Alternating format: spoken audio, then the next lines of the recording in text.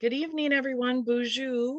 My name is Laura Newton, and I am the Family Services Program Director at the Minneapolis American Indian Center.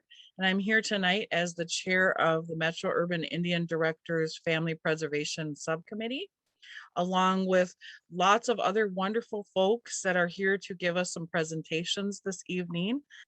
I want to just take a moment to thank all of the folks that have been here today presenting and helping us to come up with the presentation for the educational event tonight, the members of the MUID Family Preservation Subcommittee. And so right now I'd like to hand it over to Sandy Whitehawk, who's graciously agreed to join us today and start us off in a good way with a blessing. Thank you, Sandy. It's good to see you. It is really good to see you too, Laura.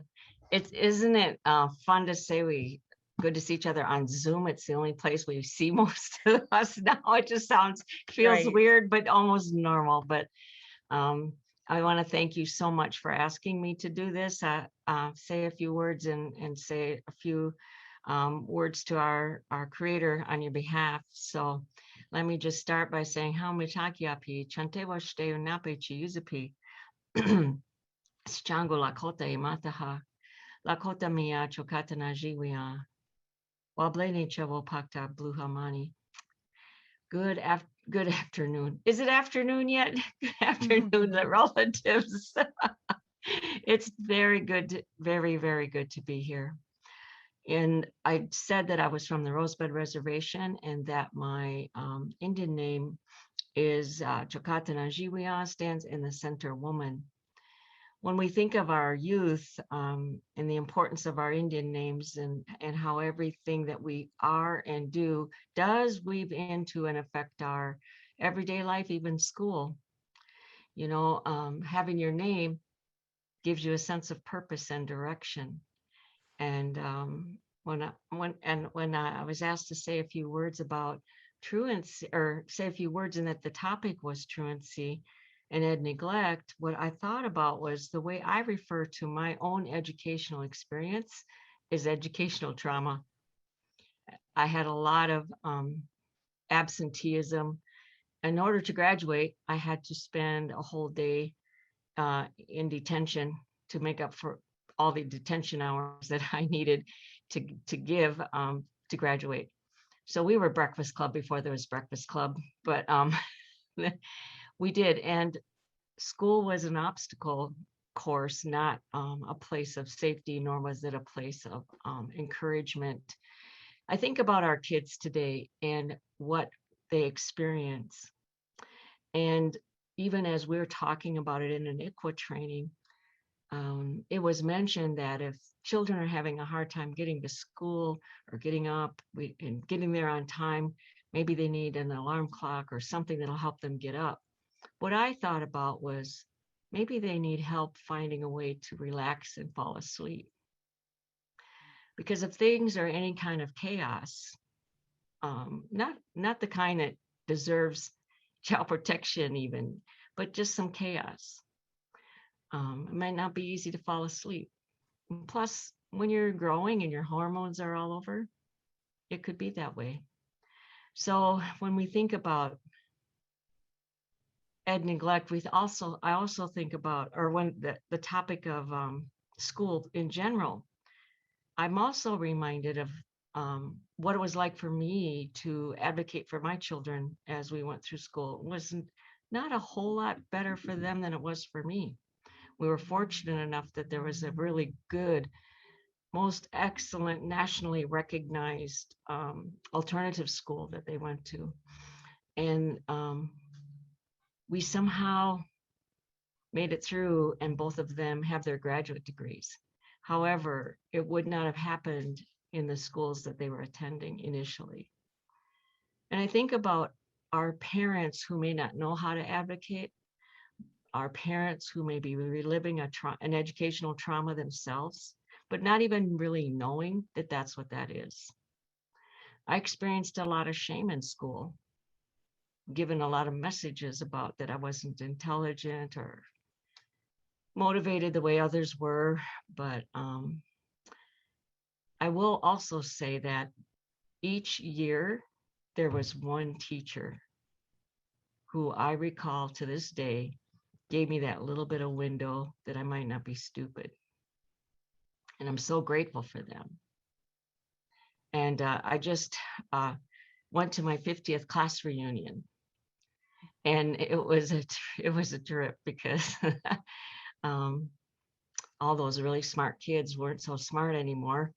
But what really blew me away was a real, oh man, I was so surprised. Some of them actually apologized to me for not being the best classmate. Someone said, "I'm so sorry, Sandy, I wasn't the best classmate."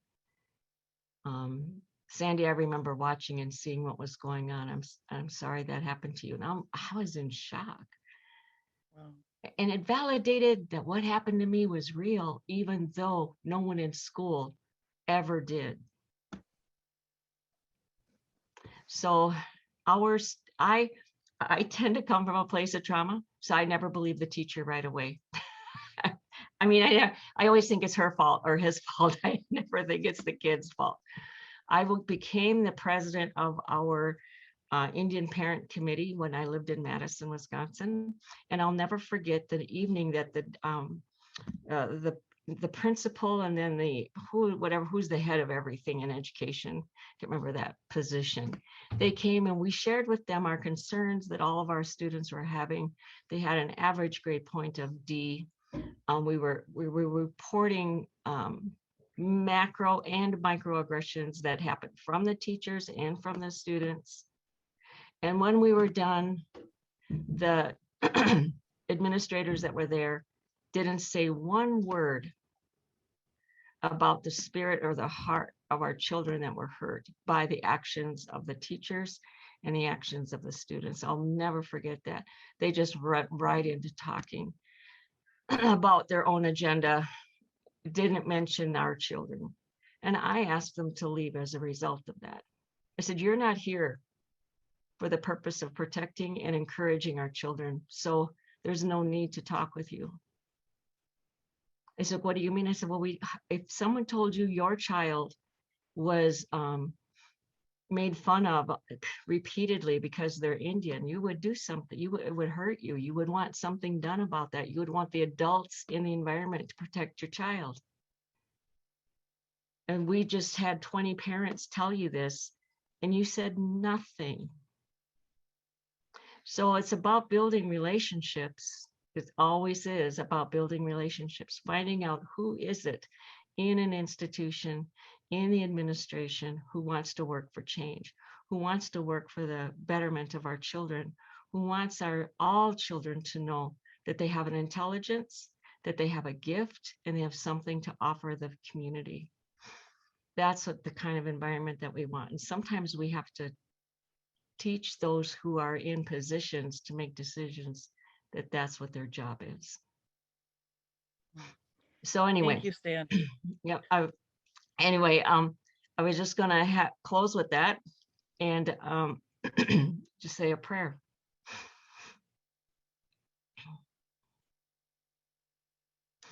Wakantanka toka heya chewa kielo hey.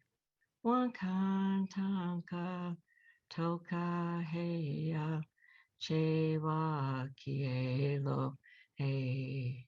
Mitakuyeo wanik tacha toka heya chewa kielo hey. To Kashla, we say Wopila Tonka for the time that these community members have to discuss the success of their children, to find a way to build relationships that will enhance everyone. We thank you, Grandfather, for the gift of children. We thank you for the gift of parents. And we thank you, Grandfather, for the education that will help our communities grow and become what they're meant to be. Mitakuasin. I just want to say that song is an old Dakota song. It is exceptionally simple, but very powerful because it reminds us, I want to live with my relatives, so I will pray first. So in order to live in our best life and what we've been given, we always pray first. Thank you. Have a wonderful evening. Thank you so much, Sandy, and thank you for sharing your personal story. We hope that we will hear some more of those things tonight, both, what people have experienced, negative and positive. We're here to hopefully help support folks, and to learn more about how we all can be doing a better job to support our children in the education system. So with that, I want to say again, thank you to Sandy Whitehawk. Next up, we're going to start with some of our presenters. So we have Lisa Hoy Peterson from the Ramsey County Attorney's Office and Amanda Harrington from the Hennepin County Attorney's Office. I'm going to turn it over to you. Thank you both so much for coming tonight. Thank you, Laura.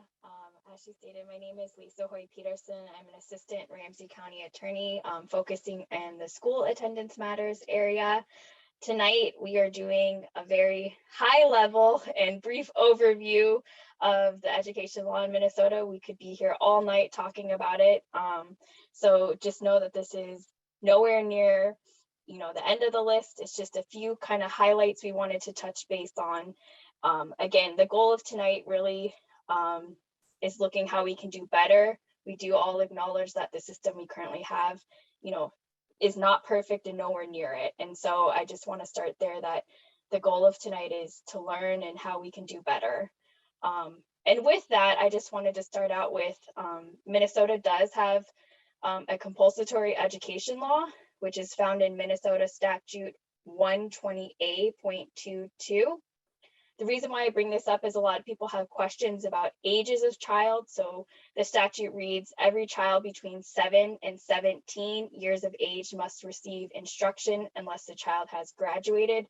So when we are talking about education neglect and truancy, those are the ages of kids we are looking at. Sadie, if we can get the next slide, please. So the other question we get a lot is in terminology. So when people hear education neglect, they also hear truancy, and people go, are those the same things? Are they different? Really, the difference lies into if a family goes to court. There is differences in terms of legally who is responsible, who is the one going to be admitting or denying a possible petition. So children age 11 and under, we consider it educational neglect. We look to the parents are responsible for their school attendance, and therefore the parents are the ones who would face possible consequences for the poor attendance. For children 12 and older, it is truancy. So their students are the ones responsible for their school attendance. Of course, we look to parents to support them, but then students are the ones who would face the consequences. Again, these are only if they go to court. So when you hear the term truancy and educational neglect, sometimes they're interchangeable. Again, it's both dealing with children not attending school between the ages of 7 to 17. And with that, that's the very high level overview, and I'll turn it over now to Amanda to kind of talk more about policies and the Be at School program in Hennepin County. Thanks, Lisa. So I'm Amanda Harrington with the Be at School program in Hennepin County. We're the early intervention truancy program for our county. And as Lisa said, state law requires students to receive instruction, and the law also explains what absences can be excused.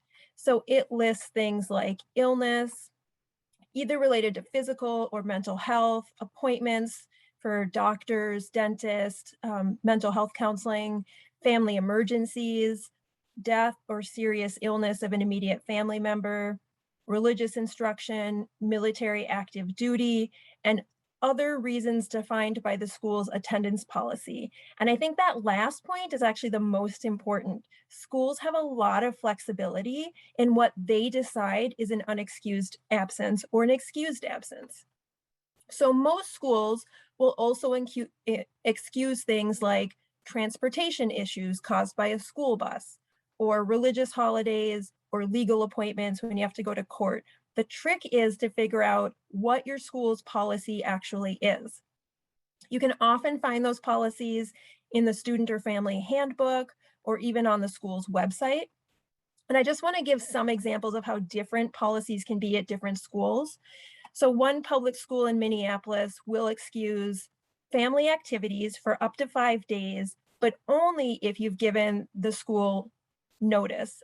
I think you have to give like 2 weeks of notice for this to get excused. And they will excuse illness, but after 8 days in a full school year or 3 days in a row, you have to get a doctor's note. So compare that to a charter school in Minnetonka. They will excuse family activities or family vacations, but they have no limit on the number of days that you can take off. And if your student is gone for mental health, then you actually have to have a note from a mental health professional excusing them for that. Compare all of that to Bloomington Public Schools, where you need a note from a medical professional for 6 or more illness absences, but that medical professional could also be the school nurse. So you don't have to go to a clinic, take time off, or use a copay to get that. For family activities, that can be excused even if you don't get permission ahead of time. After the fact, you could actually tell them what's going on, and the school district will excuse that absence as well. Or in Bloomington, transportation barriers, even if it's because your vehicle is broken, not just a school bus, as long as you tell the school what's going on, they will excuse those absences. So as you can see, Bloomington Public Schools has a very liberal attendance policy because they realized that their policies were based on some false assumptions. There were some assumptions happening like punishment actually prevents rule breaking. So if we punish people and don't excuse a lot of absences, that'll make them come to school more often. Or if you don't show up to school, it's because you or your family has bad character. And the school district realized that those assumptions were wrong. And so they made changes based on that. And the changes that they made just happened this summer and were really led by a school leader who was also a parent. But I want all of you to know that as parents, you can help create change too. So you can get involved in a number of ways. First off would be educating yourself about what your school's policies are, and then what's happening in other places. Then you can use that information to advocate to school leaders like principals. If you see something that's not equitable, you can talk to your school board members. We elect them, so they want to hear from us. You can get involved in parent organizations like parent-teacher organizations, the PTO, or I know Minneapolis Public Schools has an American Indian Parent Advisory Group. Really, you're trying to find an ally in the school or in your district who can help advocate for the changes that you're seeking. And my number one advice is really just tell the school why your student is absent. Don't assume it won't be excused. The school has the power to excuse your absence. And if you want to have the best chance of getting that absence excused, you need to call and talk to the school about what's going on, or email them. It doesn't have to be calling. Just a little bit about the Be at School program. When schools make truancy reports in Hennepin County or educational neglect reports, they're sent through the Be at School program.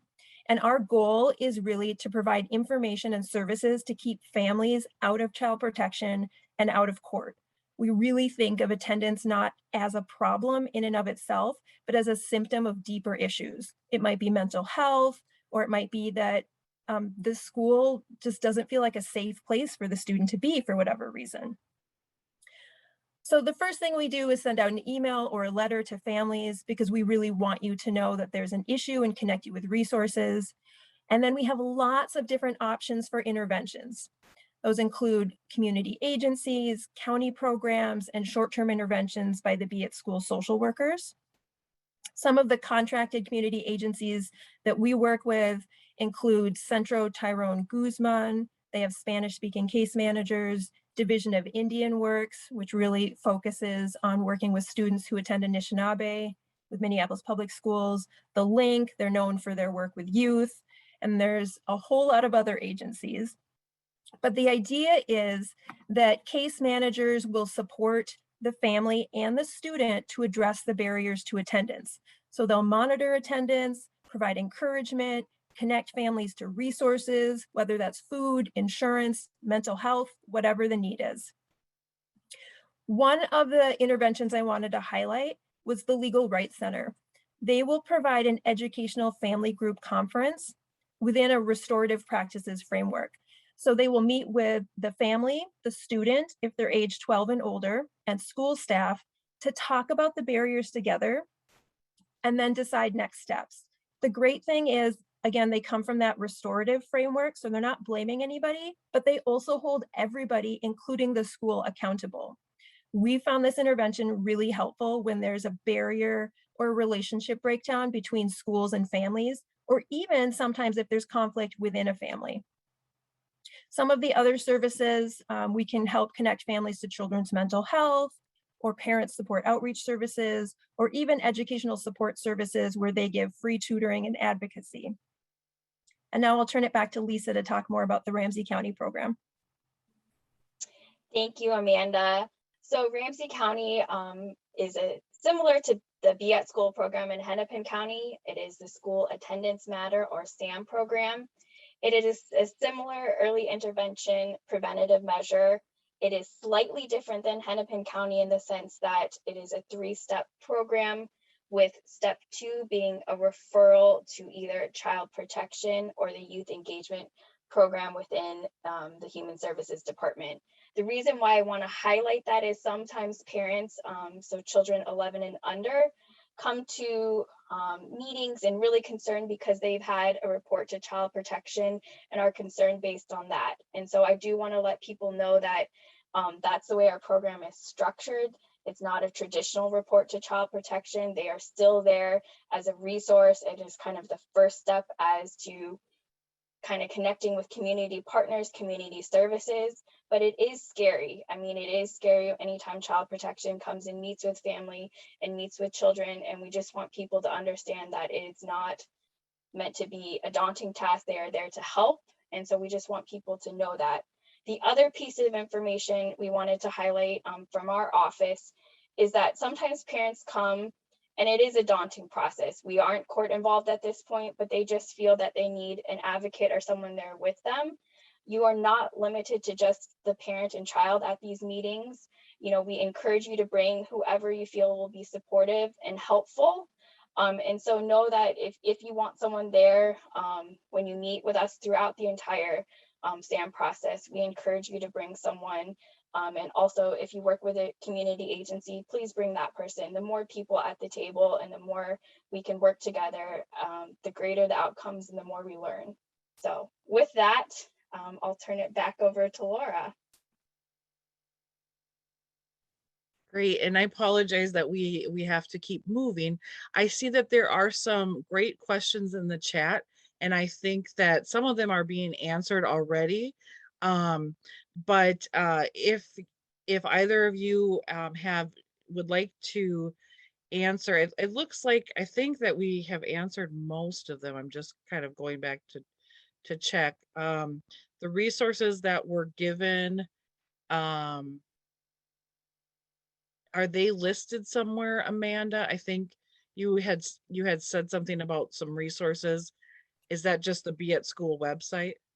We will have them on the Be at School website. It's under construction right now, but the next couple of weeks we'll have it more updated, and it will include all of the different intervention options that we discussed.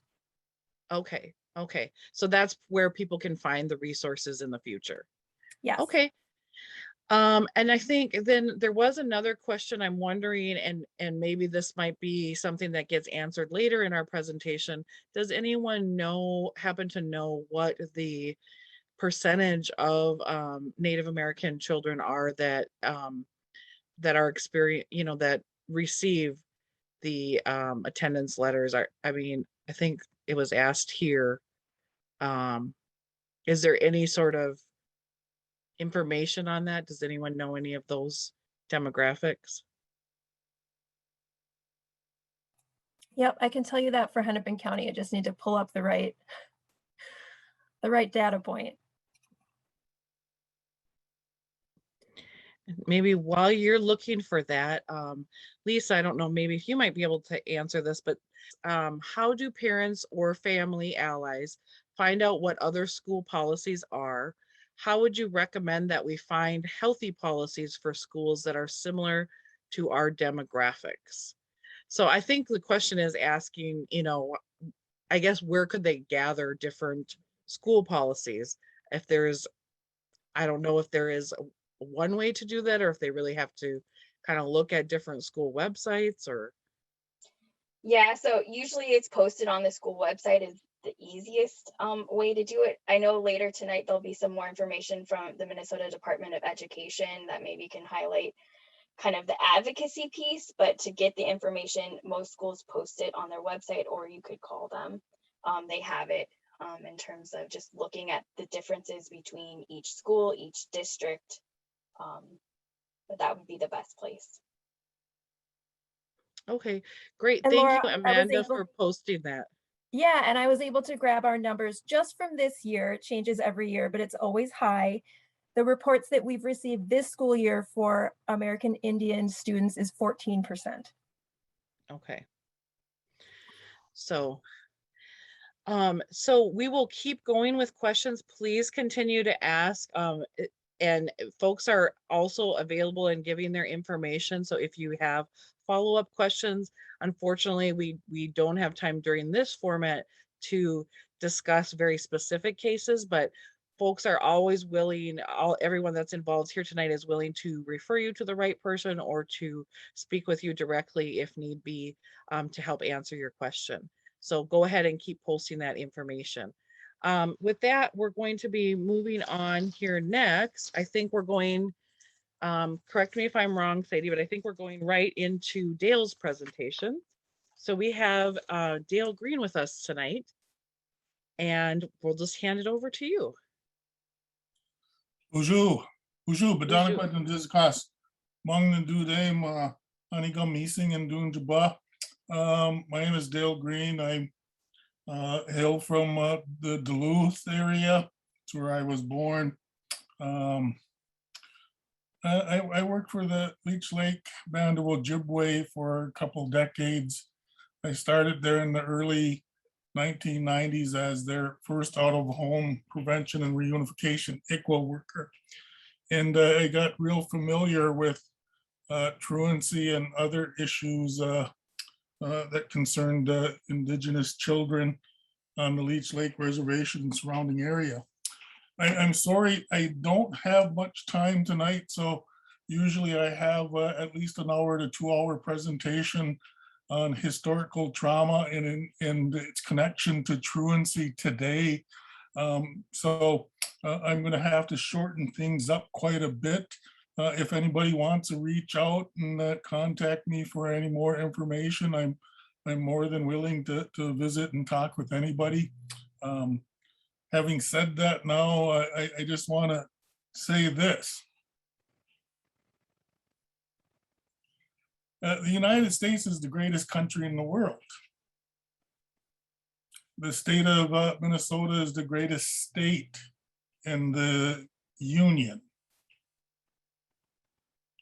The resources that made the United States great, this the greatest state in the Union, came from the Indigenous people. The timber, the iron ore, the resources that supported the Civil War, the Spanish War, World War I, World War II, the Korean War, Vietnam. Those resources came from our homeland here. Because of that, we have many treaty agreements with the United States government, and this has contributed to the greatness of this nation and this state. And people forget that. The state of Minnesota kind of doesn't remember that. They want to treat us as another race when we actually have a political status that is very different as the people that greeted them and welcomed them here. I do a presentation on the boarding schools and its influence on truancy. A few years back, I was in charge of a bombing and Anishinaabe program for the Leech Lake Tribal Court, which oversaw the family drug court, the wellness court, juvenile diversion, juvenile classes. And in this capacity, we had a small force of cultural people.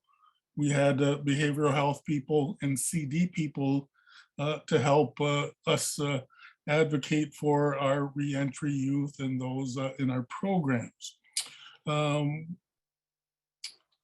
At one time, this child welfare director had asked me to go out to this home with one of their child protection assessors. It was in one of our more remote communities. It was a little community with 4 or 5 homes surrounded by it. And there was a family living with grandma, and those children were homeless. Me and the assessor took the half-hour, 45-minute drive out there. And when we got there, it was a nice, quaint little community. It was actually nice looking and just a beautiful place way out in the woods. And when we got out the car, I noticed that there is this little house with a big screened-in porch, and that was the door we went and knocked up on. After a few knocks, a little old lady with a Rottweiler dog came to a screen door. And, you know, I'm just going to be honest with you, I was a little leery of the bulldog or the pit bull. It probably outweighed the little old grandma. And it was just a little flimsy screen door separating us two.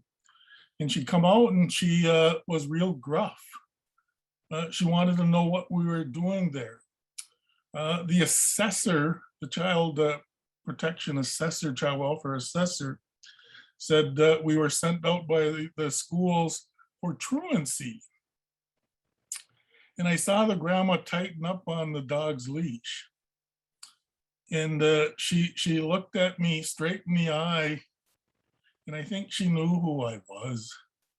She says to me, "Let me get this straight. Let me get this straight. You want me to drag my grandchildren out of bed at 5:30 in the morning, get them ready to be on a school bus where they're going to be assaulted, picked on, and beat up.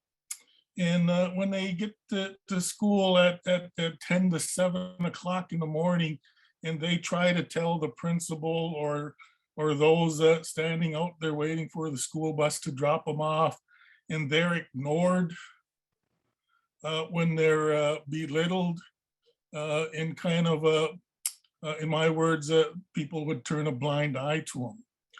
So these 4 little people, Indian people, you know, would suffer the indignation of being abused on their way into school. And then the school district would ignore them when they were there. And when the grandma asked me, "Let me get this straight," and she told me that, all I could tell her was, "Yep, that's what the school wants."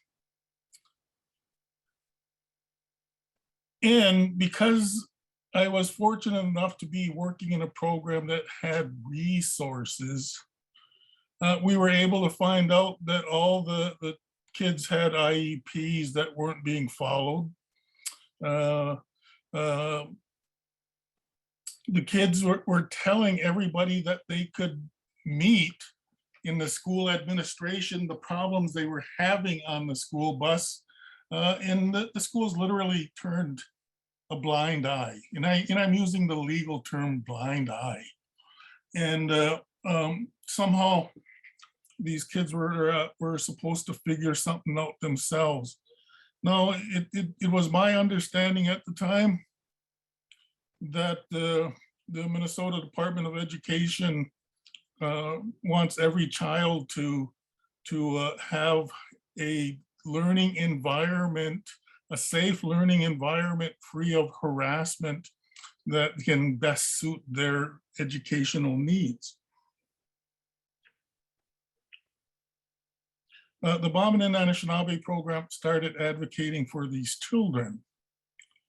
In meeting with the grandma, her little house had two of her adult children and their families living in the home, and that fit the state's definition of homelessness for the two families that had children. But there is no services. What is it? The Vento Kenny law. That more should have been being done for those truant students than instead of sending out the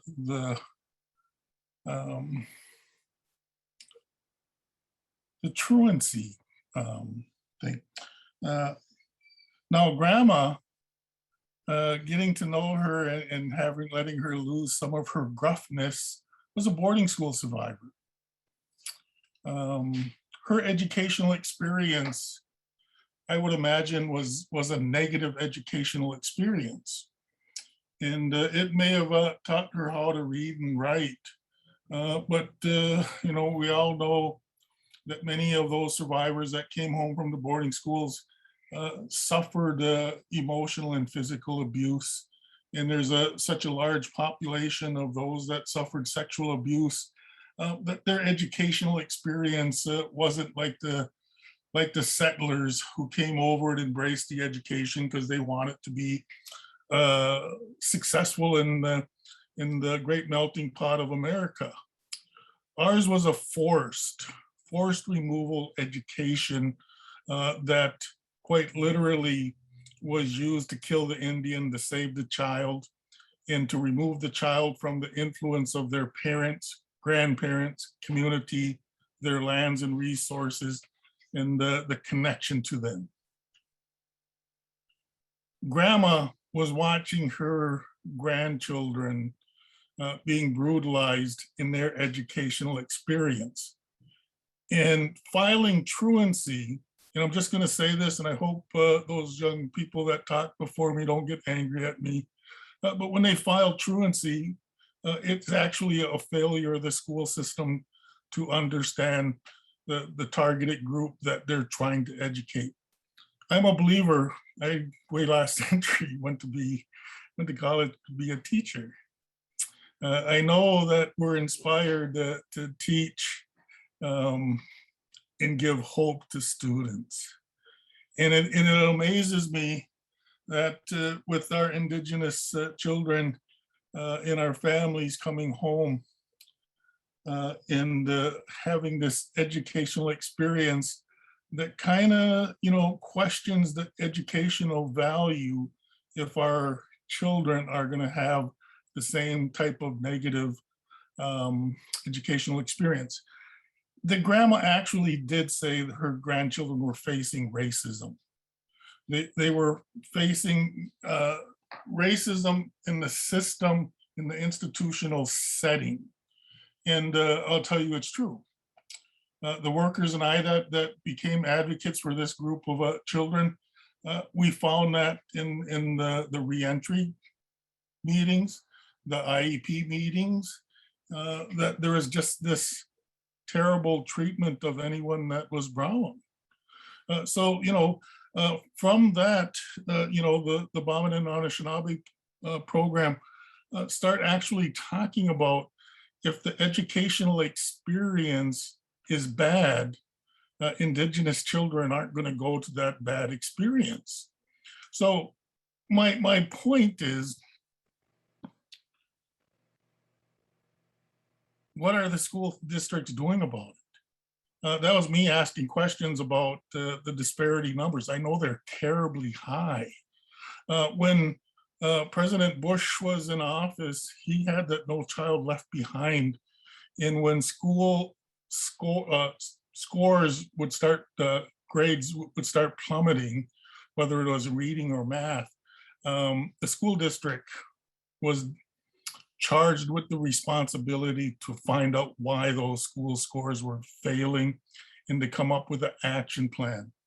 If by the second or third year, those grades continued to decline, people were let go. That would be the principals and superintendents.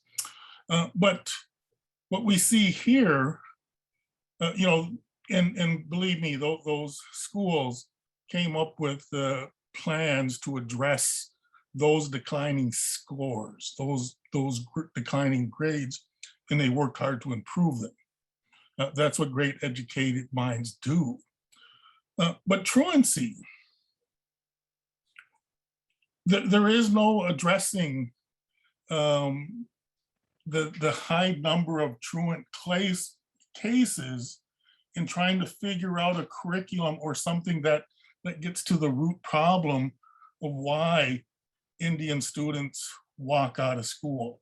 In Leech Lake, we have a unique history of the racism in the early 70s causing the parents and grandparents of this generation back then to walk out of the Cass Lake Bena school to create the bug school, because they just weren't going to take the negative educational experience. And I can say a lot of things about perceived racism and real racism, but you need to address it.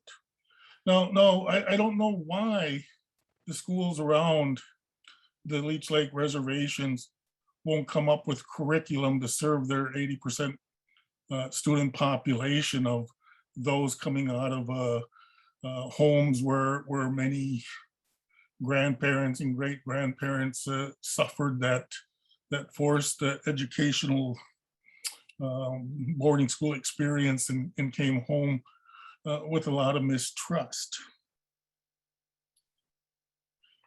Historical trauma.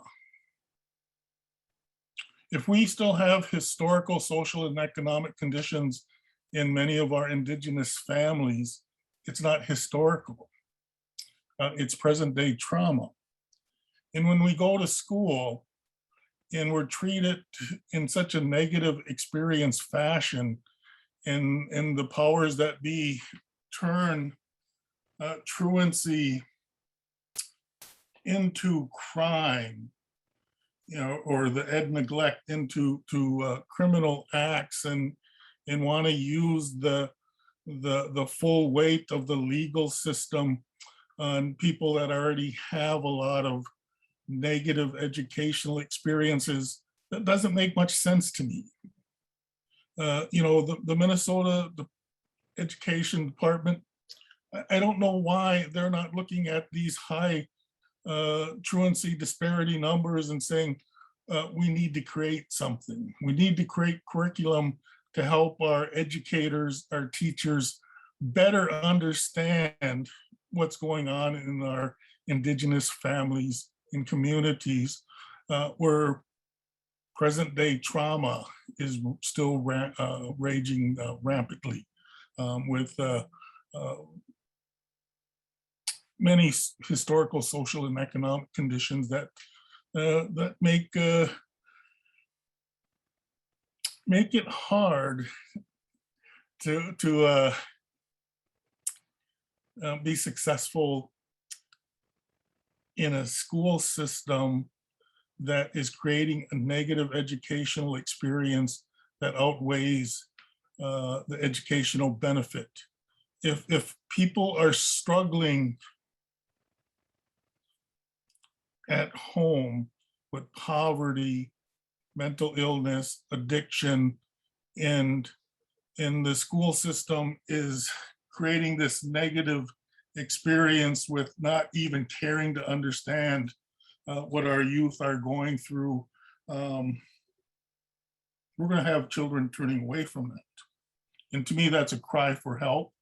It's a failure by the school system to recognize that the Indigenous people, we have a different history and experience with forced education and using the powers of the legal system to be the hammer for the schools that don't seem to be able to understand the historical, social, and economic conditions associated with truancy.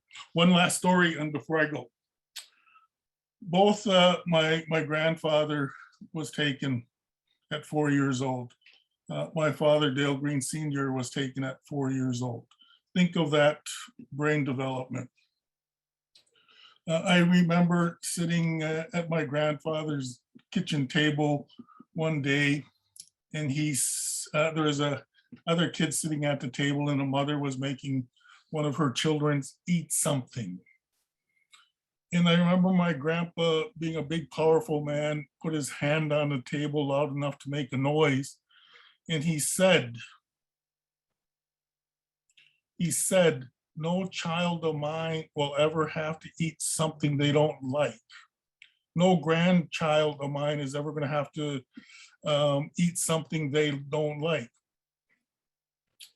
He then launched into that when he was in boarding school, he often had to hold his nose to eat the rancid food, the rotten food that he had to eat for survival. My mother made sure that I ate food I liked and never forced anything on me or my siblings. My children ate food that they liked, and I wouldn't let no one force them to eat things they didn't like. Now they're doing it with their children. That is my connection to the boarding school experience that many of us have. I'm now diabetic and obese because I had the ability to eat anything I liked instead of what was healthy. Now, when you look at these other things, self-medicating, the culture of addiction, those coping mechanisms, those are also things that were modeled and taught.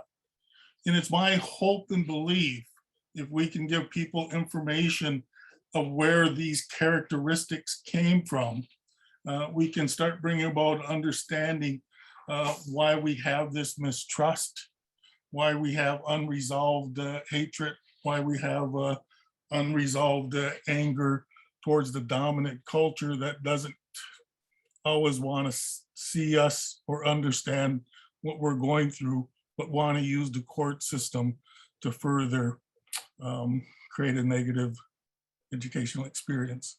I hope I didn't offend anyone. Like I said, I crammed about 2 hours into this few minutes, and I thank everyone for having the courage to invite me here to speak. Miigwech. Miigwech. Thank you, Dale. Thank you for coming and joining us and for the stories that you provided.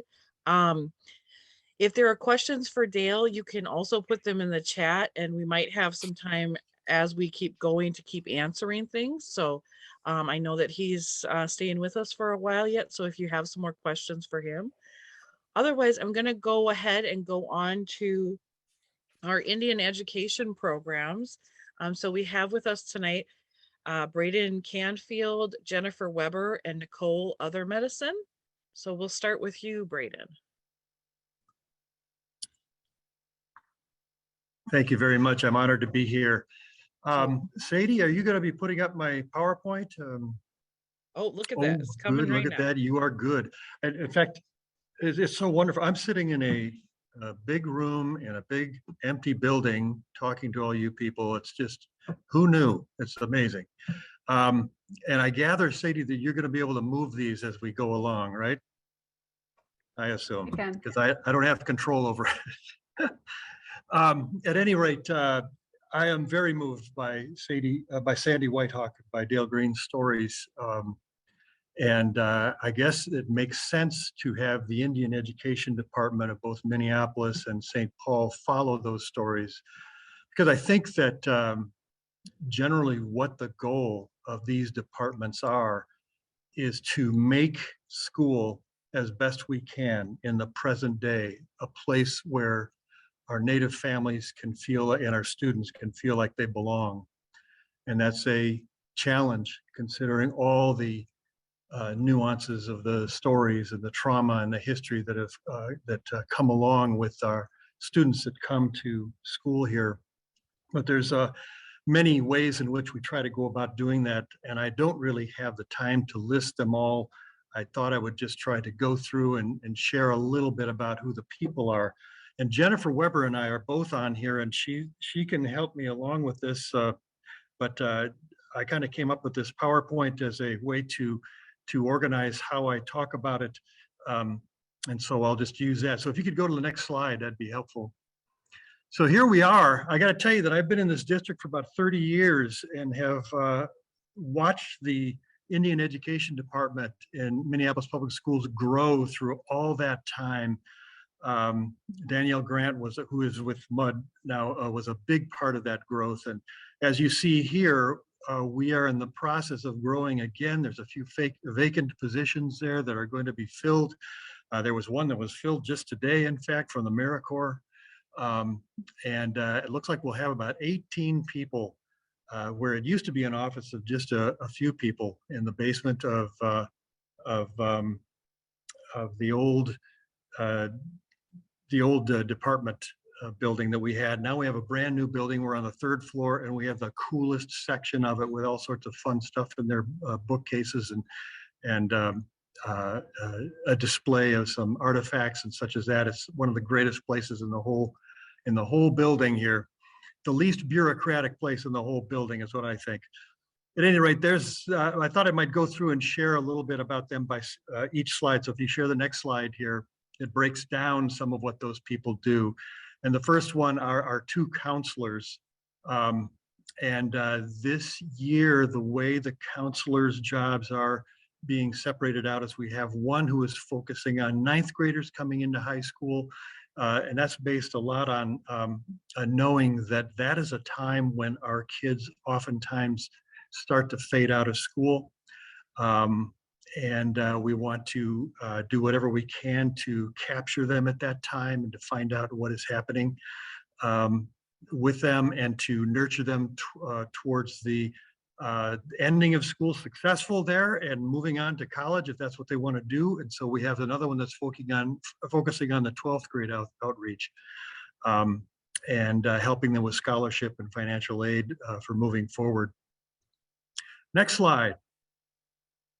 School social workers, and that's me. There used to be 2 of us, but one of us was stolen by St. Paul's Indian Education Program, and they can talk about that when they're there. Anyways, right now we're trying to fill one position. I will be still here.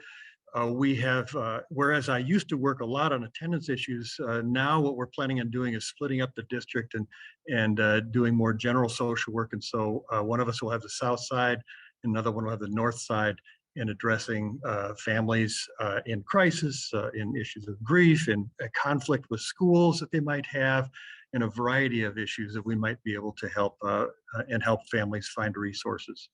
So that's the school social workers. The next slide.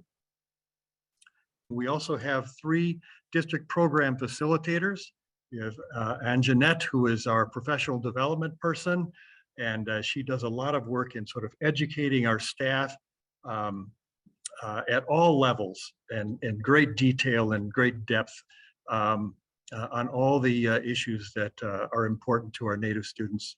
And we have another one who is Jennifer Weber, who is our special education DPF, and she is working her tail off trying to go to all the special education meetings that are happening. And in fact, I know that's a big job right now because the law is requiring every student who has an IEP to have a meeting to talk about what happened during COVID and how to compensate and make up for that.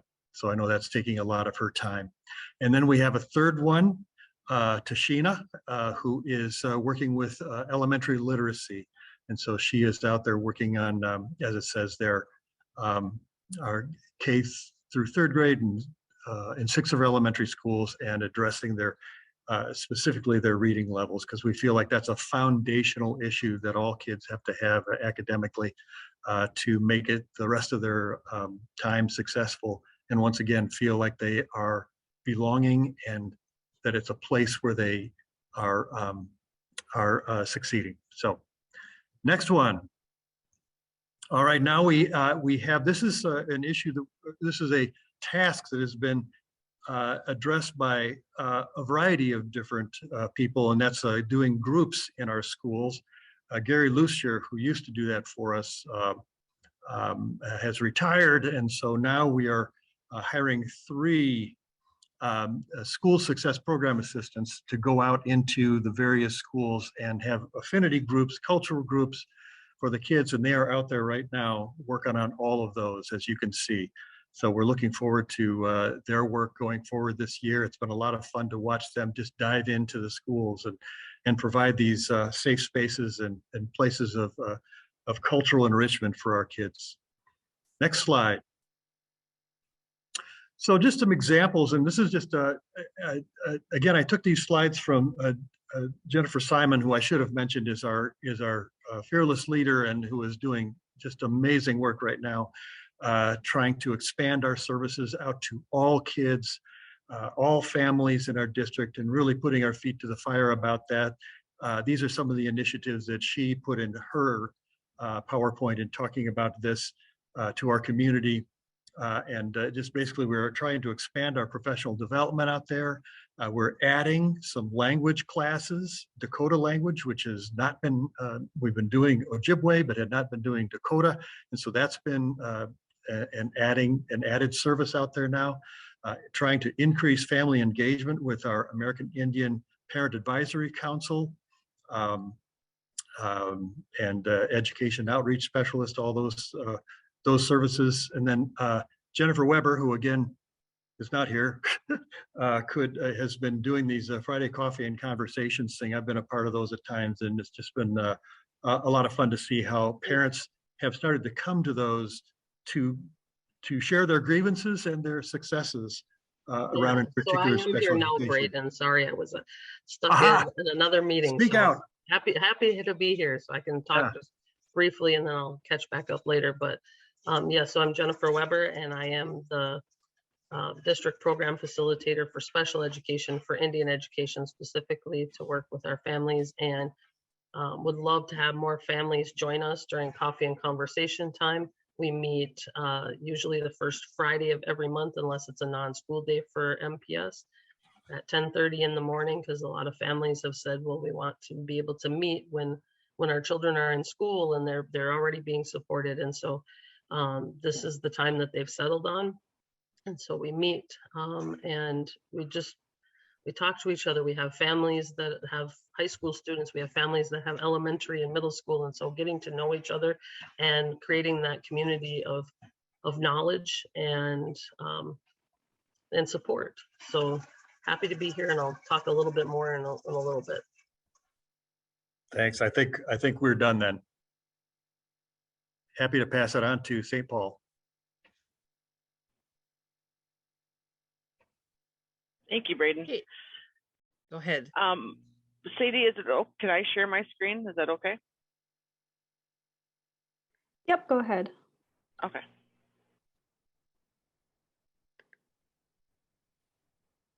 All right. So hopefully you can all see that. So hi, I'm Nicole, Other Medicine. I am one of the school social workers with St. Paul Public Schools Indian Education Program. As Braden has said, we have a new staff member that has joined us over from Minneapolis. So we have 3 social workers currently in our program. We have Alicia Garcia and Samaria Mountain that had just started also with us. So these are, our social workers are the ones that are usually doing most of the attendance. But we also have a school counselor, Carrie Troseth, and a chemical health teacher, Kay Urick, that might also see some of our students that aren't coming in the building, and we might look to them also for support with working with those students. So those are other names that might pop up. We do very similar things as Minneapolis does for services, but specifically around attendance, we are looking at our elementary, our middle school, and our high schools. Our hope is to try to connect with our students and our families before they reach the truancy intervention. But often, just because of, there are so many schools in St. Paul that we aren't able to cover all of them and monitor every student carefully. So we'll get referrals from school social workers, other school staff, letting us know that, some of our students aren't coming in the building as often as they need to. So when that happens, we are really trying to do outreach and connect with the student, connect with the family, connect with school staff, and figure out, you know, what's the relationship like between the school and the students at this point and the parents, and try to figure out, okay, what can we do to support them? So Indian education is attending START meetings with our parents, helping walk them through that process of, you know, what does this actually mean? And how can we turn this into a positive? How can we get the support they need and create a relationship between school and them and us? And so we're really trying to make that, be that link for them and make that connection. This is our office our office information. So you can always call us at St. Paul Public School, connect with us and figure out, you know, if your student is having difficulty with going to school, either, you know, sometimes we just have kids that they don't have that connection there. They don't have relationships with the staff members, and try to figure out what could we do to make improvements for that student and that family. Because I feel like that's the most important thing, is trying to figure out what kind of relationship and how can we make this, you know, best for the student and the family's experience. And sometimes, you know, that school may not work, and maybe it's looking at other options that are out there, but really having that conversation and teaching parents that we need to communicate and keep that communication open with the school. A lot of times, I know there was a conversation earlier in the chat about, you know, what if they're going to ceremony? I always say, hey, let's talk to the school. Let's call the school. Let's let them know what you're doing. When we've done that, I have never had a school say, that's not going to be excused. Once you have that open conversation with them, it's always been excused. So just making sure that you're making that phone call. I think a lot of times there's that hesitation of, oh, I don't know if I should call. Maybe I should just avoid it, kind of thing, just in fear of that response. But I've found that, you know, the more communication we have, the better. So just making sure you're picking up that phone and making that call when you can, or call your Indian Ed staff in your district and say, hey, you know, I have this event coming up, a ceremony to go to. Can you talk to the school with me? I find that Indian Ed staff are open to doing that. And it's really helpful too, to get a better understanding for and educate, you know, that school staff about what's happening. So anytime it comes to truancy, you know, call your support system, you know, if that's Indian Ed or whoever else it might be, but creating that connection and creating some form of communication between the buildings, the students and the parents, it's the best thing to do. So just make sure you're reaching out when you can. Thank you. Great. Thank you so much for all of your information. I know this is a lot of information for folks tonight and we're speeding through things, but we hope that you're, you know, watching in the chat. Please know that this presentation is also recorded and will be available again on the Metro Urban Indian Director's Facebook page. So you can look for it there. We will also, you know, be posting this video other places as well. So I think there will be a YouTube link after the event. So if you maybe you didn't catch something, or you want to make sure you get somebody's contact down, you can also feel free to email or contact any of us that you might have gotten the link from, and we'll try to get you to the right person. So I think actually, if I could interrupt quick, Jennifer has Yes, some please. information about special education that Great. she's able to share. Okay, thank you, Jennifer. Go ahead. Yeah, so again, I'm Jennifer Weber. I'm with Minneapolis Indian Education, specifically special education. And so just wanting to talk about the systems that are our educational system, and within special education, that attendance and truancy starts to happen in that intervention process is what there'll usually be some attendance issues that are happening within that time. And so just wanting families to know that it's your right, that as the school is calling and saying, you know, your child is having a hard day today at school, and you go in and you meet with them and you find out what's been happening in your child's day, is that you want to make sure that that is documented, that that you're documenting, always document, but that you're documenting if you have to go to the school and that you're taking your child home from school because of a difficult situation that might have happened, that oftentimes it doesn't get documented as a suspension, and that's good and bad. That the things that are happening, that when they're not documented, when a family takes their child home and says, well, we're going to work through this at home, we're going to talk to them, they'll be back in a day or two, and then we'll try and move on from there. When that's not documented, it doesn't bring the additional services that a suspension would bring. And so I find a lot of families get stuck with the attendance and the truancy kind of stuck in between there. And then those issues come back on the family, and the family is like, well, you know, we took him home the rest of that day, or he didn't come the next day because of that situation that happened. And so just being able to document that and making sure that you're writing it down and making sure that you're communicating with the school and your Indian education team and supports is really important. And just around the idea within special education that we have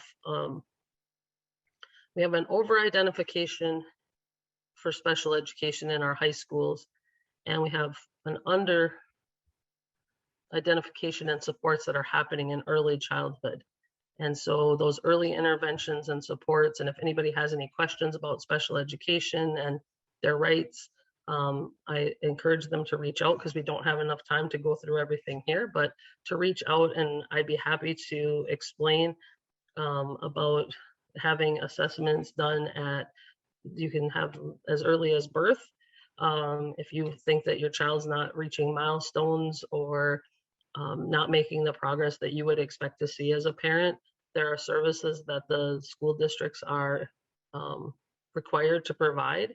But it takes communication between the family and the district. And there's a lot of breaks. There's a lot of, nobody wants to turn their babies over to the school district that has, caused trauma in the past and created breaks within systems. But the earlier that interventions can happen, the more likely we're going to have success, because the brain can make pathways at an earlier age that can bypass some of the difficulties.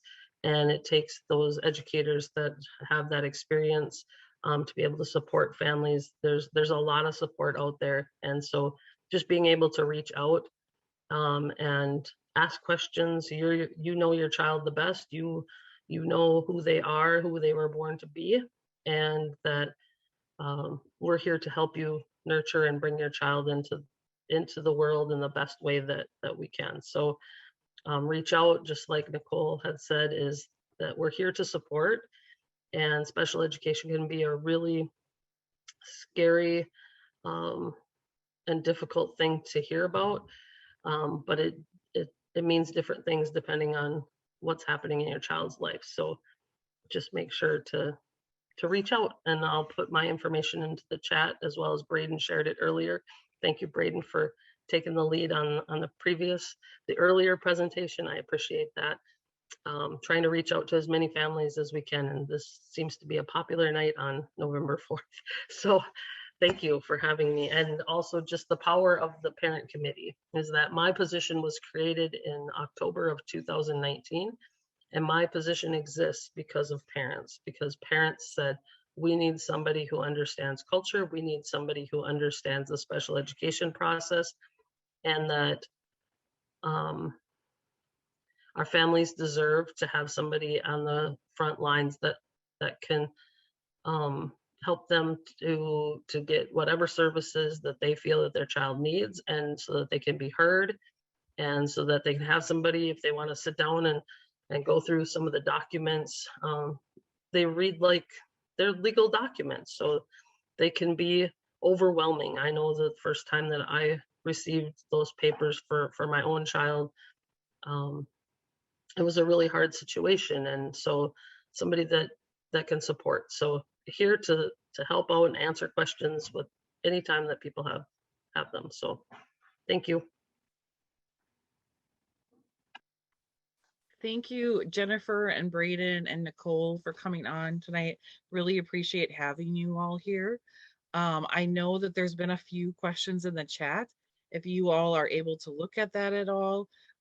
There was one about, I think, a specific acronym that you use. I want to say FASS. If anyone could answer that. I'm sorry. I don't know what FAST is, but I do know what STAR is, and someone suggested that they might be similar. And STAR was a student team attendance review. I don't know if that's what FAST is or not, but it's something that was supposed to be a stopgap between before going to the courts, I guess. And I know that we did try to make those extremely friendly to the American Indian community in Minneapolis for a while. It didn't take, but we had elders showing up. We would smudge before them. We would, have resources such as that available for the families. But I don't know what FAST is, but if that's what it's like, that's what it is. It was a county initiative. Okay, sorry, I might have gotten it mistaken and was thinking that it was something in your presentation. So, No, but thank you for joining in. Dawn Lyons came through on the chat and she says that it's family and student support team. And it's discusses supports for families with attendance, homelessness, and trauma. Okay. So, so she answered that for us. So that's great. She took care of it. All right. So I want to just welcome today. We have a panel here of both parents and youth. We're going to start with our youth that we have. I'm sorry, we're going to start with our parents that we have here tonight. So I believe, and I apologize if I pronounce someone's name wrong, but I believe we have Chantel here as from the parents. We have also, sorry, I misplaced my little paper here. We have Sophia Redday, Waska McMaster, and I don't know, do we have another parent here that I'm maybe not seeing? If so, please just unmute and speak up. I think that might be who we have for parents. But what I'm going to do is just ask a few questions of each of you. And if you can just take turns, if you want to chime in and give a response. First off, we're just going to start with having you introduce yourself. And if you could just tell us, if you could just tell us your name and how many children that you have in school right now. We'll start with Sophia. Hi, I'm Sophia. I have one child in school. Right now, she's in 6th grade. Great, thank you. Waska. Hi, my name is Waska. I have 3 children in school, 7th grade, 4th grade, and 3rd grade. Great, thank you. And then Chantel. Hello, I'm Chantel Lajeunesse, and I have 3 granddaughters in 2nd, 3rd, and 4th. Okay, great. Well, I think what we would like to do is just have our parents, if you could, just let me know a little bit about your experience and what your experiences have been with the school district, either yourself or with your children. And if you could just share a little bit more about that with us. Let's start with Chantel. Yes, my experience with truancy is just getting that awful letter in the mail saying that my grandkids or my kids missed this many days of schools and that they were going to take me to court, or I had to meet with them immediately. I mean, getting that letter in the mail, that's traumatizing. Other than that, I don't, I wonder how we can get kids that are being truant to school. Maybe somebody from the school can pick them up and take them to school so they ain't missing that many days of school because of the transportation or any, you know what I mean? Right. No, thank you for sharing that. I'm going to ask Sophia the same question. If you could share with us a little bit about your experience.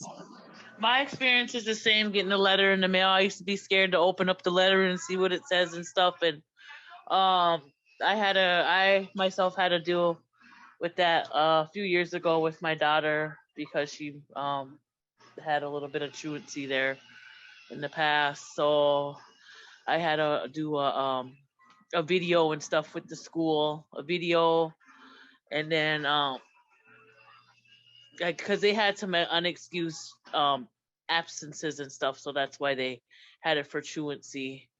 So, but then I watched the video and stuff and talked to them and stuff and just explained to them about why she had these missed days and stuff because of doctor's appointments and things like that. Okay. Because they were really like, some of them were unexcused. I mean, some of them were excused and some of them were unexcused, but most of them were excused absences, but they just didn't have them recorded in their system yet as being unexcused. So, yeah. Sure. Same question also to Waska, if you could tell us a little bit about your experience. I've had an experience with my oldest daughter, who's now an adult, with truancy. That happened during a time in our family's life where I was separating with their father, and it was also domestic violence. We got the letter in the mail for truancy. You know, there's just a lot of personal things that were going on, and you know, even though we communicated with the school, everything that was going on, it ended up going to court. And I noticed once she got to an alternative school, she just kind of got left behind. She's now an adult and she doesn't even have her GED. And I went through the same thing with their younger siblings with getting that letter in the mail, but that happened with my son who was getting bullied. And I communicated with the school about those issues. And, you know, some days you just choose on whether you're gonna send your child to school to get bullied or keep them home because they're crying, you know, so you make that choice. And, you know, I don't know if it's lack of communication, lack of resources. I don't know what it was, but it did take me reaching out to my tribe and communicating with the Minneapolis American Indian Center and having someone come and speak with me and stand by my side and just kind of be that person to speak on my behalf and kind of communicate what I couldn't, you know, and vice versa. Thank you. I appreciate you all sharing your experiences. I know that that's hard, but I also know that it really helps for other parents and professionals to hear what people's actual experiences are like. The next question that I would have for you all is, what are some of the things that made it really difficult when that situation happened? And then the follow-up to that is really what things helped. You know, what kind of resources or people or programs were helpful to you. So we'll just go ahead and start in the same order that we had before. So we'll start with Chantel.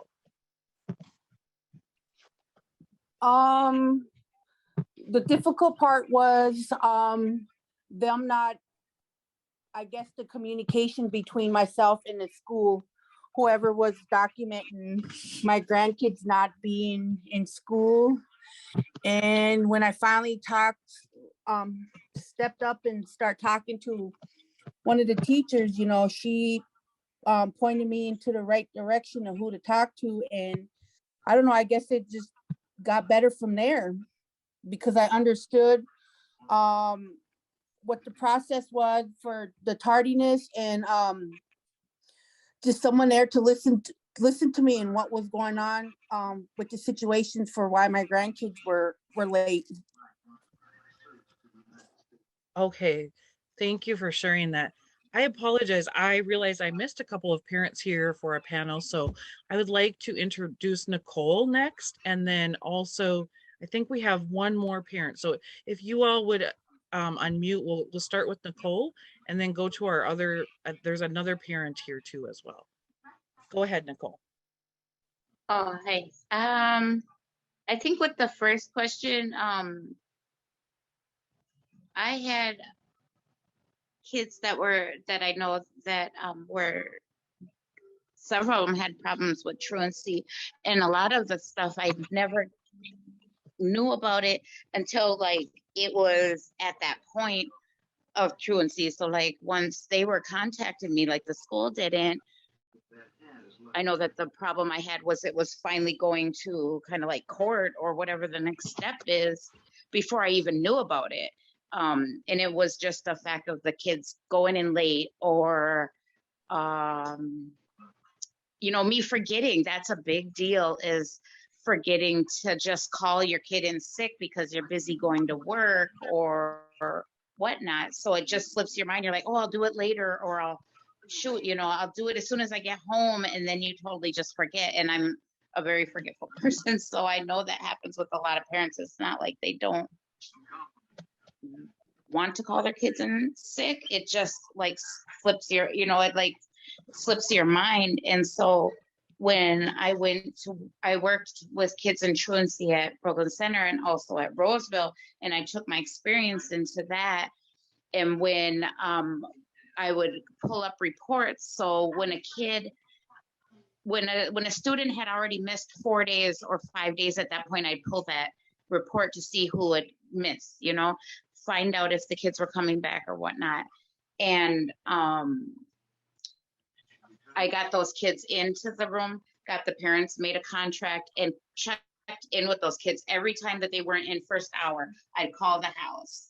You know, we even had a part of the program where we went out and had to go pick up the kids, but it had to be the school liaison officer that did it because we couldn't transport, you know. But I would call the parents so that the parents were aware of it, you know, and I'd email them or I'd be able to text them. I did whatever it was the best way to get a hold of that parent to keep them in the loop that their kid is missing, because sometimes the parent's off at work and has no clue that the kid, you know, that the student hadn't even showed up for school. And so that's what I know that my problem was, that I didn't even know that the girls were missing first hours. So it just accumulated. After you've missed so many first hours, it becomes a day, it becomes another day, you know. So by Christmas time, I hadn't even known that they're, you know, I wouldn't even know until like the spring or something, you know, when the school year's almost getting close to over, they had already missed, you know, like 7 to 10 days or something, or just being late to class, that accumulates too. But I made a different part of our program with truancy and worked with the truancy officers from the county, and just checked in with the parents, because a lot of times, I'd say 95% of the times, the parents weren't even aware because they weren't getting those automated calls, or they were, you know, it just would slip their mind calling them in sick. So checking in with the parents saying, oh yeah, they are out, they had an appointment, or what such and such happened, or letting us know that there's like some things going on in the family really helps. So, I mean, having somebody that the parents, I, for one, feel comfortable with, and, you know, nobody likes, sometimes people don't like to call the school, you know. Yeah. Right, that can be really hard too. Anyone else, if you didn't get a chance to respond to what had helped you or what things were difficult for you, if you want to unmute as a parent and talk about that now. Yeah, I'll talk. It's Waska. Okay. I guess what helped with me, I don't know if it was, you know, just the school system, but you know, we changed school systems. So we were in the St. Paul public school system. Now we're in Dakota County, Inver Grove Heights. I did notice, you know, in this first year, just these couple months, both of my young children are working now as specialists to catch up. But I did notice, you know, there were, you know, a high number of students to teachers, you know, so that's nothing that we can put on the school system or the school itself. I just think a lot more help to deal with the, you know, the amount of children that are there. and the resources. I guess families that go through personal issues, not just checking off a box with a piece of paper that comes home with your child, actually trying to work with that family and provide resources that can help them, actually did help me. Leaving marriage and going through what I went through, actually being put into resources that helped me communicate better. It was hard for me to communicate with people, to get my message across, because I was very shy. I was used to not being able to be heard, so standing up for my children was something new to me. So just extra resources, and just the communication. If you see that a parent is having a hard time communicating, maybe there's other things going on. They don't have access to a phone. Maybe they don't like speaking on the phone. I know I prefer email because I get, a little messed up on my words when I start talking. So just, different thing, I noticed different resources. And as my children are, as time has gone by, I noticed, the acceptance of, mental health and everything, really played a huge role in my children's success in school. Great, thank you for that. Okay, I think then I'm going to introduce our youth panelists. So we have Ebony and then also Amber Sky right here right now. So I'm going to just start with asking you the same questions, just to go ahead and introduce yourselves. And if you could tell me what grade you're in, or if you've recently graduated. And then if you could also just start with telling us a little bit about, let's say, what is your favorite subject in school? So we'll start with Ebony. Hi, my name is Ebony. I am a junior in high school, so I'm in 11th grade. And I'm not quite sure what my favorite subject is. Okay. That's all right. Amber Sky, if you would also ask the same questions to you. Hi, my name is Amber Sky. I'm a senior at South High School in the All Nations program. And my favorite subject is probably social studies or English. Yeah. Okay, great. Thank you both for being here tonight. We asked you here tonight because you have some experience to share with the group, and so we're glad to have you. If we'll start with Ebony again. If you could tell us just a little bit about what your experience has been in school, if you ever struggled with truancy type issues or issues like that when you were younger, things like that in school. And just tell us a little bit about what that was. Go ahead, Ebony. From a very young age, I struggled with truancy all the time. When I was in elementary school, I would sometimes miss months on end. And most of the problem was family life. I was either watching siblings, or I was homeless, or I just didn't have like the resources to kind of get to school. And then when I did go to school, I had problems with being bullied for my weight, the way that I looked, and the clothes that I would wear. So it made me really self-conscious about going to school. And when I had the choice to either stay home and watch my siblings or go to school, I would sometimes just stay home and watch my siblings rather than having to go to school. and put up with the bullying. And I feel like the schools that I went to, they kind of didn't really do anything about it. Like, I felt like they could have done more. And I just hope that schools can like reach out to their students more and build relationships with them, so when they see that something is wrong with their students, that they can ask them if they're okay. Thank you. Appreciate that. That sounds really tough, Ebony.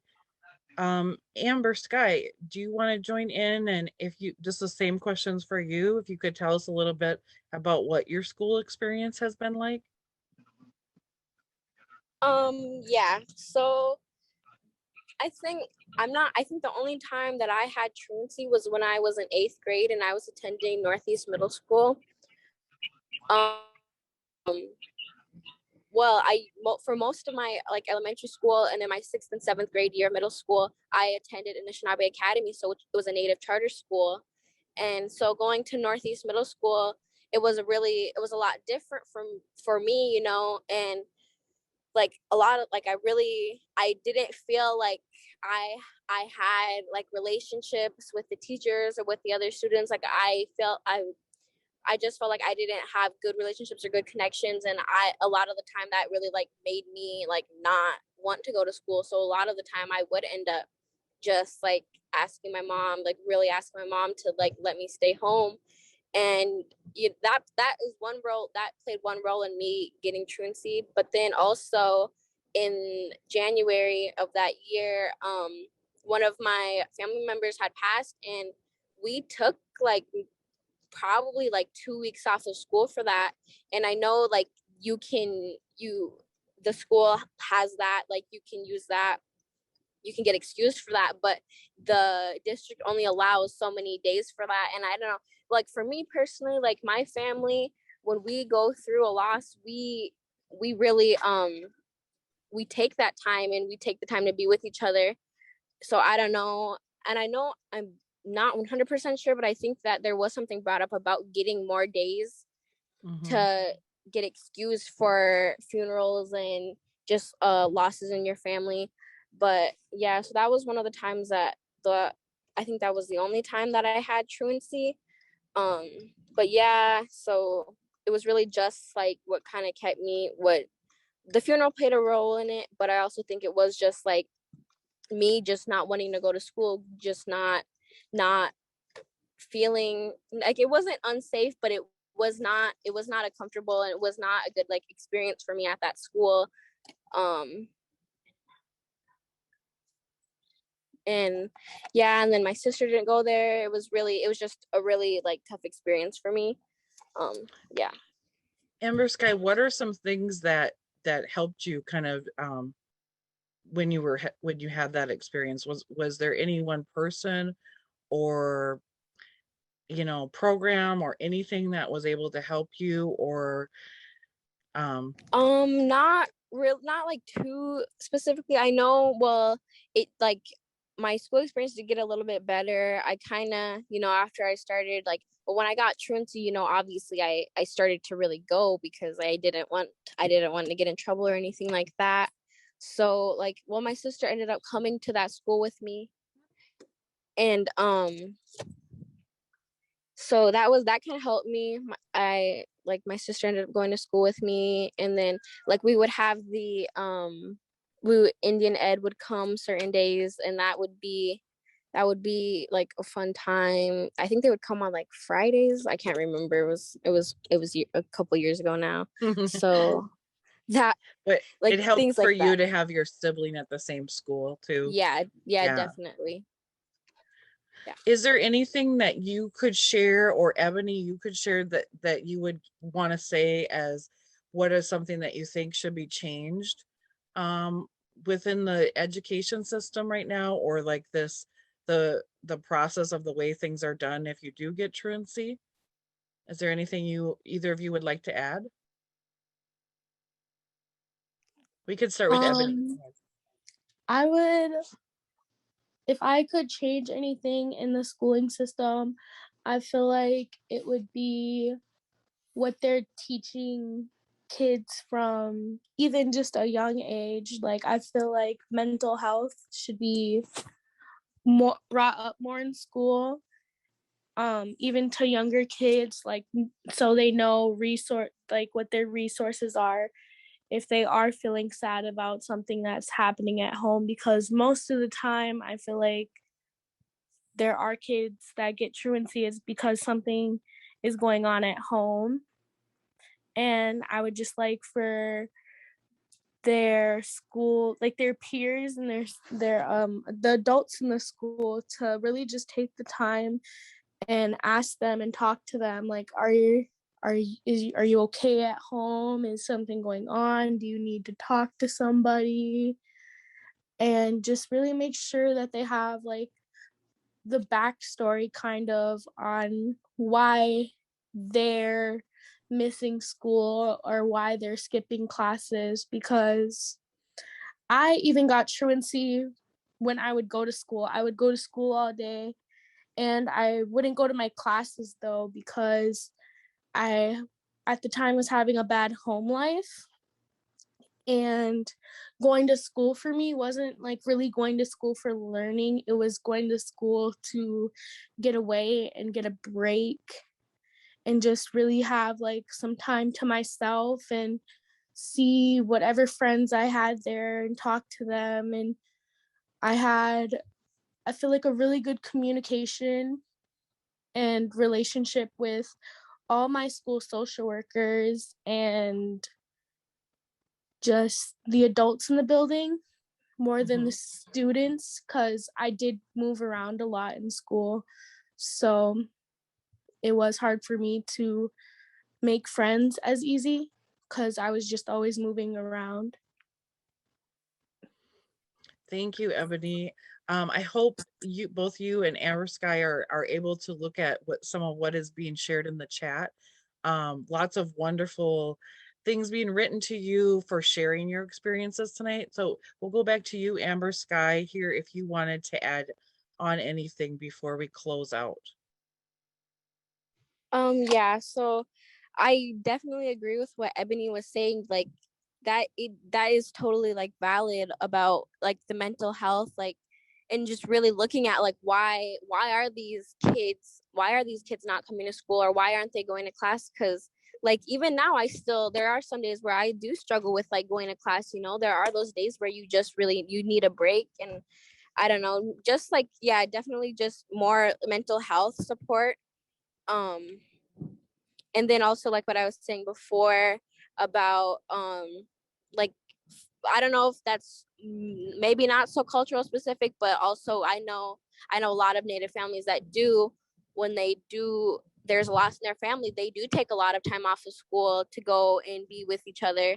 I don't know, so maybe just more days too for like funerals and stuff, and like more to be more excused for that. Yeah, that's kind of what I have to say. Okay. I can't thank you both enough. We do have a parent that is on the phone. What was said here was just that that she's on the Facebook Live, and what had helped her was when they were going to throw so I don't know, I guess maybe if this is a parent or a youth. When they were going to put her mom in jail, she signed up for Job Corps in St. Paul and finished there. And it was the best thing that she'd ever done. She said it was a really good school for her. That Job Corps was a great place for her as an American Indian. And she thought that most, other American Indians should be told more about it. She said they have permit testing and driving schools right there. You get paid. And you can also get clothes and shopping trips. So it was just one of the suggestions that she wanted to add. Anyways, I just wanted to thank all of you that did come on as the panelists. I know it was a short time to be able to talk. Everything that you said really resonates, I think, with all of us that work with families. But it always makes it so much more powerful when we hear it coming directly from a family member or from a youth. And so I just want to say thank you for coming on and sharing your stories, so that other parents can hear what you've been through and what was helpful to you, and other professionals can also hear what was helpful. Does anybody have any from the panel have anything else they would like to add before we close? If I could just add a little bit of information Sure, from yes. the Minnesota Department of Education. So we had talked a little earlier about American Indian Parent Advisory Committees. And so the Minnesota Department of Education wanted to share some information on how to go about setting those up, and some upcoming guidance that they'll be releasing. So they have some attendance guidance that should be posted to the Minnesota Department of Education website in the coming days. And this will outline best practices for districts for supporting attendance for students in in-person instruction, as well as for students in online instruction. And all districts with 10 or more American Indian students are required to have American Indian Parent Advisory Committees. So this is the front line for discussions with districts on policies and programs. So if your district has an American Indian Parent Advisory Committee, this is one possible avenue for asking about how your district's attendance policy is set and how student attendance is supported. The Minnesota Department of Education will also be having trainings for these committees at the Minnesota Indian Education Association conference this spring. And then schools are instructed to act early and proactively at the first sign of attendance struggles, and are given clear direction to regularly review attendance data and reach out to students early. And I'm going to go ahead and put in the chat the contact information if you have any questions about setting up those parent committees. The contact person will be Dr. Jane Harsted, who is the Director of Indian Education. It sounds great. It looks like Dale, you have a comment. If you would, yeah, you could go ahead and unmute, please. Well, thank you. One of the things I just want to say is to really go after understanding truancy and ed neglect. I think what we're hearing is communication and getting to know the student, the family, having those that can advocate and make a family, make students understand that, I hate to use this, but that they matter, and reaching out to them instead of just letting the system run its course. I think if there's a message these young ladies brought is communication that goes beyond just a letter or a phone call is really the key to engaging students to return back to school. That's just what I wanted to say. Thanks. Thank you, Dale. Appreciate that. And I think all of us agree too that sometimes those letters can be really, I think a few people said, traumatizing and can be really tough to read, but it does help. I think the youth said it really great tonight. And they said, there were certain people they connected with, and those folks made a difference for them. But also, it sounds like too, we had some youth that spoke tonight, as well as parents that were definitely great advocates for themselves. So that's always good to see as well. I think we have just a couple minutes left. I do want to turn it over to Jill Cahaloni-Esch. She's the ombudsperson for American Indian Families. Aloha, everyone. As the ombudsperson for American Indian Families, I can work with American Indian families for cases that are in protection, education, and housing as they relate to child protection. I have worked on a number of education cases where a couple years ago, the guardian ad litem recommended to the court to terminate a parent's rights because the child was not doing his. So it's things like that that is important for parents and the youth to understand what the law is. I can provide information and resources to them. I do not provide legal advice, so I did put my information in the chat. Please reach out to a brand new agency. I believe it's the first agency of its kind in the nation. It was just started just a few weeks ago, the Office of Ombudspersons for American Indian Families. So please reach out to me if you have any questions, and I can let you know. If I'm not able to answer, I can go to my circle work, and I have a large circle, as you can see by the panelists. I also would like to thank the parents and to thank the youth, because we learn from you, and please continue to reach out to us so that you can continue to teach us. So thank you very much. Thank you, Jill. Thank you again to our panelists, to the parents that came on tonight, as well as the youth, to all of our presenters, to the Family Preservation Subcommittee, and all of you that worked so hard to present this evening. With that, that is the end of our event. And so we wish to say miigwech to all of those that have participated tonight. And like I said, please complete the survey, and we look forward to seeing you again on a future event. Thank you.